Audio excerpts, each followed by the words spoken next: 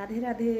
সকাল সকাল ঘুম থেকে উঠে কাজ করছি। এখন প্রায় কটার সময় উঠছি? 7টার সময় উঠে কাজ শুরু করছি। এখন 9টা বাজে। চলো দেখাচ্ছি আজকে বাসি কাজ ছাড়াও আজকে আমি এক্সট্রা কী কাজ করছি। এই দেখতে পাচ্ছেন, এই কাজ করতেছি। এগুলি পুরা মুছে নিলাম, কারণ এখানে সব ব্ল্যাঙ্কেটগুলি রাখবো। আজ রাখবো কাল রাখবো বলে আমার রাখা হয়নি। বেডের উপরে রেখে দিয়েছিলাম, এতদিন ধুয়ে কয়েক মাস হয়ে গেল, কিন্তু আজকে রেখে দিবই। চলো এগুলি করতে থাকি। এগুলি এখন হবে না, আগে স্নান দান করি, স্নান দান করে পূজা করে পরে রাখবো।